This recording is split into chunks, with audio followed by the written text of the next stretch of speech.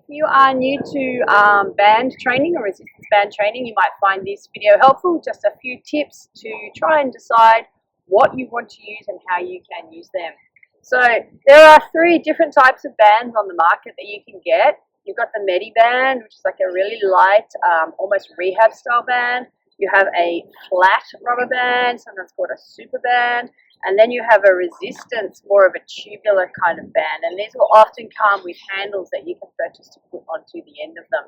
With all of the styles of bands, you can then get a different resistance. And they'll often come in different colors. For example, these 2 here have a different level of resistance.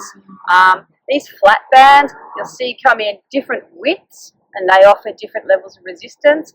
And then the Medibands as well have different colors, which offer different levels of resistance. Depending on the brand you buy, the colors will vary. So just have a look. The packaging will often tell you the amount of resistance that it is giving you. Bands in a variety of ways, and they can all be used in these various ways. So you can have it hooked over the top of the bar and gives you a little bit more length. You can use it with or without a handle. Okay, this one here is just literally looped over the bar above. You can use the 2 loops as a handle, alright, but you won't have quite as much distance to move. So it's going to offer you more resistance by shortening the length of the band.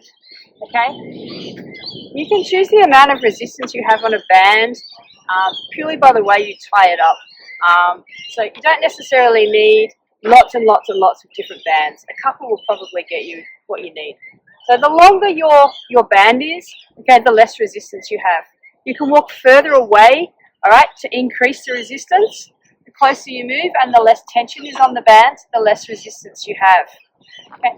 If you need a little bit more resistance than this band, you can loop the band over and you will now have two bands, which is essentially double the resistance. Okay, it is also shorter. So the shorter it is, the more resistance you'll have.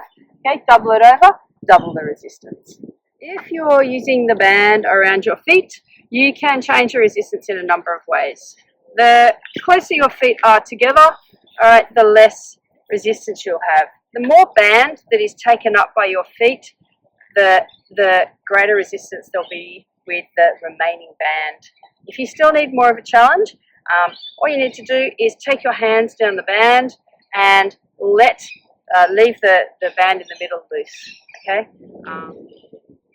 Another way to get good tension out of a light band is to double it over and put both 2 parts of the band under your feet. That'll double the tension again. Just a word on the use of Medibands, especially when you're doing your shoulder mobility work and stability work. With these internal and external rotations, make sure that your elbow is about 90 degrees bend and that the anchor point of your band is parallel to the floor as you start to externally rotate. And a couple of technical tips on the shoulder mobility work. Always roll those shoulders back and engage them into position. As you come into that external rotation, just make sure that the elbow stays close to your side. What we don't want to do is have that elbow drifting away. Okay, now we're starting to engage different muscles.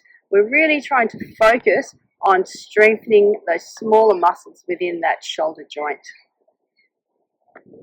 I particularly like the band strengthening training programs because they teach you to use and be aware of your entire body. Okay, it's really important to understand how stable you are and also how mobile you are. Okay, so stability comes from your muscular strength and mobility comes from how your joints move. Okay, tension through your muscles will reduce that mobility. All right, so it is really about having a combination program to support that. A caution on that, I actually really enjoy band retraining because ultimately it's got your whole body in play and in action. You can reduce and increase the resistance in a band training session far more accurately than you can increase and reduce the resistance on weights in a gym. Okay, so this is a really great place to learn your strength training and to develop on that, to build that stability through your body, to be aware of your mobility and keep working on that. Things about the band program is you can do it anywhere Okay, you can take it to a park, you can do it outside, you can do it with friends, you can do it on your own. It's really, really versatile, and it's an inexpensive way to get into strength training. If you're training with friends, just be really aware that you're all different, okay? And your level of progress is going to be really different. So support and encourage each other, but please don't compare each other and don't rush to be the strongest or the fastest or the most powerful, okay? Your journey will be your own, okay? And make sure you own that journey. And I guess my final word is I come from a place of like a holistic nature in terms of my training. What that means is there's many elements to becoming an elite athlete. Okay, good. And all of them are equal in the amount of time and commitment that you give them.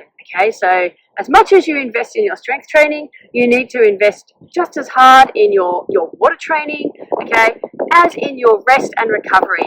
Your body recovers and adapts and your muscles will change mostly when you are asleep. Okay, so make sure that you put that iPad down and you get to bed at a reasonable hour. And my final comment is watch your nutrition, okay?